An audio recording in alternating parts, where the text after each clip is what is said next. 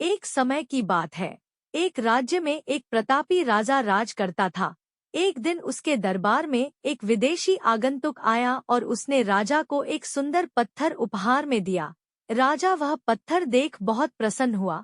उसने उस पत्थर से भगवान विष्णु की प्रतिमा का निर्माण कर उसे राज्य के मंदिर में स्थापित करने का निर्णय लिया और प्रतिमा निर्माण का कार्य राज्य के महामंत्री को सौंप दिया। महामंत्री गांव के सर्वश्रेष्ठ मूर्तिकार के पास गया और उसे वह पत्थर देते हुए बोला, महाराज, मंदिर में भगवान विष्णु की प्रतिमा स्थापित करना चाहते हैं। 7 दिवस के भीतर इस पत्थर से भगवान विष्णु की प्रतिमा तैयार कर राजमहल पहुंचा देना। इसके लिए तुम्हें 50 स्वर्ण मुद्राएं दी जाएंगी। 50 स्वर्ण मुद्राओं की बात सुनकर मूर्तिकार खुश हो गया और महामंत्री के जाने के उपरांत प्रतिमा का निर्माण कार्य प्रारंभ करने के उद्देश्य से अपने औजार निकाल लिए। अपने औजारों में से उसने एक हथौड़ा लिया और पत्थर तोड़ने के लिए उस पर हथौड़े से वार करने लगा, किंतु पत्थर जस का तस रहा।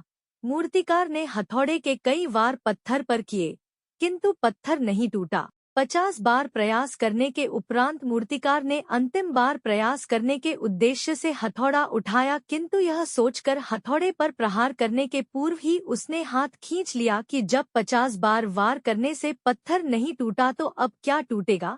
वह पत्थर लेकर वापस महामंत्री के पास गया और उसे यह कह वापस कर आया कि इस पत्थर को तोड़ना नामुमकिन है, इसलिए इससे भगवान विष्णु की प्रतिमा नहीं बन सकती। महामंत्री को राजा का आदेश हर स्थिति में पूर्ण करना था, इसलिए उसने भगवान विष्णु की प्रतिमा निर्मित करने का कार्य गांव के एक साधारण से मूर्तिकार को सौंप दिया। पत्थर लेकर मूर्तिकार ने महामंत्री के सामने ही उस पर हथौड़े से प्रहार किया और वह पत्थर एक बार में ही टूट गया। पत्थर टूटने के बाद मूर्तिकार प्रतिमा बनाने में जुट गया। इधर महामंत्री सोचने लगा कि काश पहले मूर्तिकार ने एक अंतिम प्रयास और किया होता तो सफल हो गया होता और 50 स्वर्ण मुद्राओं का हकदार बनता।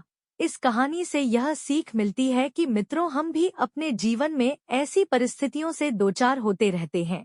कई बार किसी कार्य को के पूर्व या किसी समस्या के सामने आने पर उसका निराकरण करने के पूर्व ही हमारा आत्मविश्वास डगमगा जाता है और हम प्रयास किए बिना ही हार मान लेते हैं। कई बार हम एक दो प्रयास में असफलता मिलने पर आगे प्रयास करना छोड़ देते हैं, जबकि हो सकता है कि कुछ प्रयास और करने पर कार्य पूर्ण हो जाता या समस्या का समाधान हो जाता।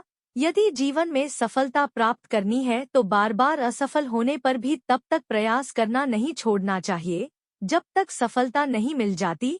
क्या पता जिस प्रयास को करने के पूर्व हम हाथ खींच ले वही हमारा अंतिम प्रयास हो और उसमें हमें कामयाबी प्राप्त हो जाए।